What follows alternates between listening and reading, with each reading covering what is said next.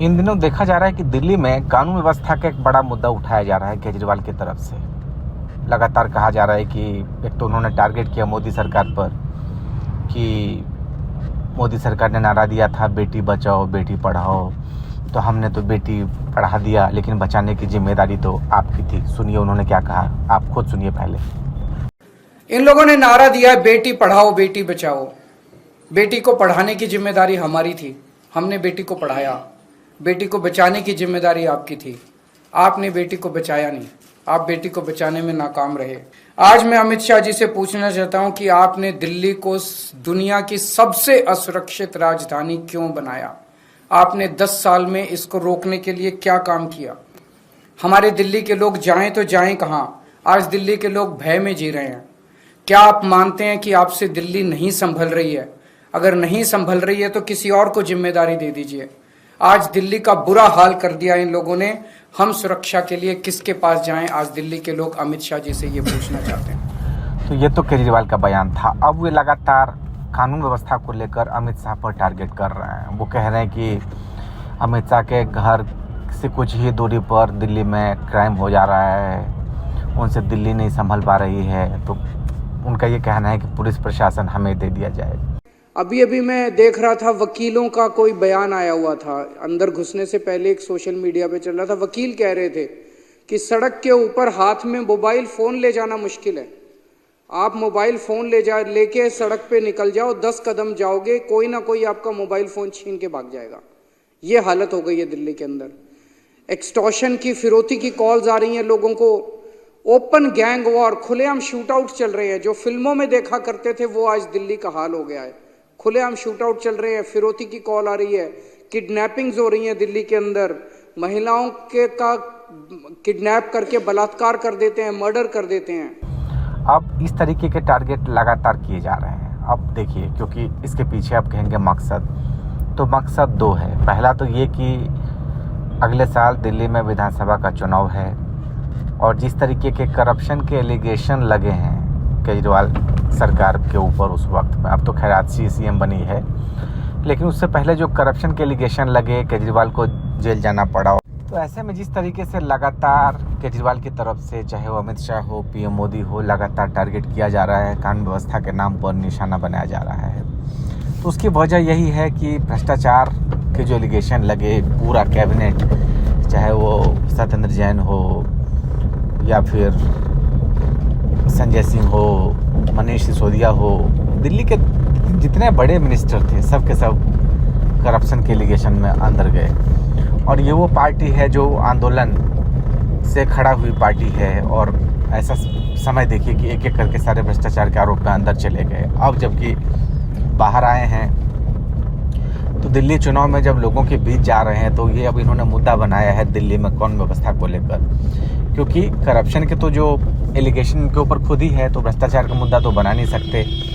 तो अब इनके ऊपर बस एक ही है कि भाई लॉ एंड ऑर्डर की हालत ख़राब नहीं है, क्राइम हो जा रहा है। अब हकीकत देखिए, अब लॉ एंड ऑर्डर तो हर जगह, हर स्टेट की अपनी समस्याएं हैं, और दिल्ली में तो आप एक स्टेट गवर्नमेंट को तो सारी जिम्मेदारी नहीं दी जा सकती है। तो ऑलरेडी डिसाइडेड है कि दिल्ली गवर्नमेंट के पास जो है पुलिस कभी नहीं दी जा सकती है, जो अपने उनकी लिमिटेड पावर है। तो ऐसे में केजरीवाल की तरफ से अगर ये इस तरह की बेतुकी की मांग रखी जा रही है तो उसका कोई मतलब है नहीं, बेसलेस चीज़ें हैं। और दूसरा, क्योंकि चुनाव है, चुनाव में मुद्दा बनाना है, और मुद्दा अगर बनाना है तो उसमें केजरीवाल की तरफ से उनको पता है कि दिल्ली में क्या चीज़ें हिट करती है। मैं ये एक अखबार लेके आया हूँ, ये बहुत नामी गिरामी अंग्रेजी का अखबार है देश का। ये पूरा, इसके अंदर ये दिल्ली की कानून व्यवस्था को लेके छपा हुआ है। गैंग्स एंटर द नेबरहुड, आपके पड़ोस में गैंग वॉर शुरू हो गए हैं। इसमें अगर आप 3-4 ही रोंगटे खड़े हो जाएंगे ये पढ़ के। 13 सितंबर को ग्रेटर कैलाश दिल्ली की सबसे, मैं कहूंगा, संभ्रांत अमीर कॉलोनी है। ग्रेटर कैलाश में 13 सितंबर को 10:30 बजे रात को एक जिम ओनर नादिर शाह, जो कि बहुत बड़ा बिजनेसमैन था, उसको कथित तौर पे लॉरेंस बिश्नोई के एसोसिएट्स ने गोली मार के उसकी सरेआम सड़क के ऊपर हत्या कर दी। 20 सितंबर को ही ग्रेटर कैलाश में एक म्यूजिक कंपोजर था अमन बत्रा, उसको एक लॉरेंस बिश्नोई के ही कथित तौर पे एक एसोसिएट की कॉल आई 5 करोड़ रुपए फिरौती डिमांड करते हुए। इससे पहले आप देखेंगे कि जिस वक्त शीला दीक्षित दिल्ली की मुख्यमंत्री थी तो वो लगातार उन्होंने इलेक्ट्रिसिटी का मुद्दा उठाया था। कहा था कि दिल्ली में अगर वो सीएम बने तो शीला दीक्षित को जेल भेज देंगे, लेकिन ऐसा कुछ हुआ नहीं। हालांकि ये कुछ श्रेय जाता है कि इलेक्ट्रिसिटी के दाम बहुत ज़्यादा बढ़े नहीं। हालांकि अभी लोगों के अनाप शनाप बिल तो आने शुरू हो गए हैं, बिल आ रहे हैं अब। दूसरा, पानी की हालत आप देख ही रहे हैं, लोगों के घरों में किस तरह के पानी सप्लाई। आप कहने के नाम पे मुफ्त आप पानी दे रहे हैं, लेकिन वो पानी क्या है, किस यूज़ का होता है पानी, तो ये एक बड़ा सवाल है। अब दूसरा, हमने देखा हाल में जिस तरीके से एमसीडी में केजरीवाल आम आदमी पार्टी की जीत हुई, तो ये भी एक बड़ा फैक्टर है यहाँ पर। लेकिन इस समय क्योंकि हाल में देखा हमने कैलाश गहलोत ने आम आदमी पार्टी छोड़ दी है, तो एक तरीके से केजरीवाल के काफ़ी भरोसेमंद माने जाते थे। गृह विभाग समेत कई बड़े पोर्टफोलियो थे उनके पास। ऐसे में उनका जाना ये केजरीवाल के लिए एक बड़ा झटका है। दूसरा, इस समय देखें तो दिल्ली में जिस तरीके से कुछ भी काम खासकर हुआ नहीं। आप अगर देखें, सड़कों का बुरा हाल है, गलियों का बुरा हाल है, कुछ भी काम हुआ नहीं। आप नालियों का देखें तो वो भी वैसे ही है। इससे पहले केजरीवाल की तरफ से मुद्दा उठाया जाता था एमसीडी हमारे पास नहीं, अब तो एमसीडी भी इनके पास है, फिर क्यों नाले की सफाई नहीं हो पा रही है, काम क्यों नहीं हो पा रहा है। तो ऐसे कई सवाल ऐसे हैं जिस पर केजरीवाल खुद अपने सवालों में घिर रहे हैं और उनको इस वक्त मुद्दे चाहिए कि भाई मुद्दे की किस आधार पर बीजेपी को घेरा जाए। तो ये वो सवाल हैं जिसकी बुनियाद पर इस वक्त कोशिश यही है आम आदमी पार्टी की या केजरीवाल की कि बीजेपी को घेरें। और मुझे लगता है कि ये वो सिचुएशन है इस समय केजरीवाल के सामने। और देखिए मनीष सिसोदिया की तरफ से क्या कुछ एलिगेशन लगाया जा रहा है वो देखिए।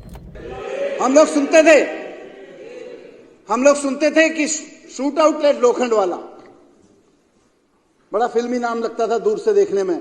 आज तो जिस दिल्ली में देख रहे हैं हम, जिस दिल्ली में हम बैठे हैं, उसमें रोज खबर आ रही है shootout at Kabir Nagar, shootout at Rohini, shootout at Paschim Vihar, shootout at Narayana, shootout at Mirabagh, shootout at Jyoti Nagar, shootout at Sonia Vihar, shootout at hotel, shootout at restaurant, shootout at car showroom. हर जगह shoot out ही हो रहे हैं। नवंबर के पहले हफ्ते में अखबार पढ़ रहा था मैं एक दिन, डर लगा मुझे भी दिल्ली में देख के। 9 नवंबर की अखबार की रिपोर्ट थी कि पिछले 10 दिन में शूट आउट की 7 घटनाएं हुई हैं इसी महीने में, जिस महीने में हम बात कर रहे हैं। दिल्ली में शूट आउट की 7 घटनाएं हुई हैं। ये अमित शाह जी ने दिल्ली को शूट आउट राजधानी बना दिया है। शूट आउट एट लोखंड वाला की जगह इतने सारे मैंने नाम पढ़े।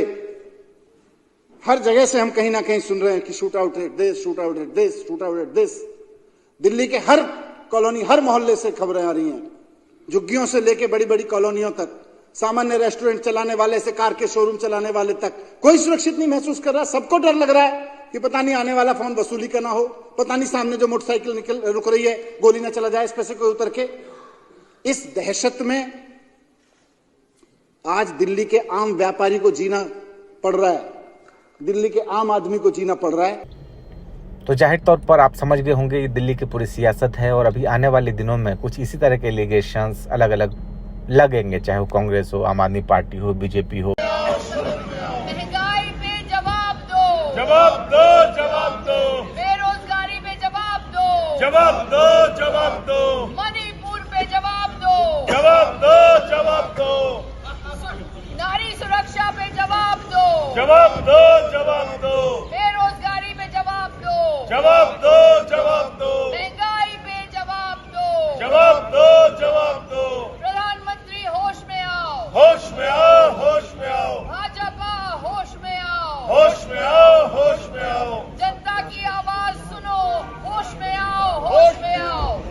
प्रधानमंत्री जवाब आप दो। जवाब दो जवाब दो अमित शाह जवाब दो जवाब दो जवाब दो देश की राजधानी की सुरक्षा पे जवाब दो जवाब दो जवाब दो अरे देश की राजधानी की सुरक्षा पे जवाब दो जवाब दो जवाब दो हत्याओं पे जवाब दो जवाब दो जवाब दो लूटखोरी पे जवाब दो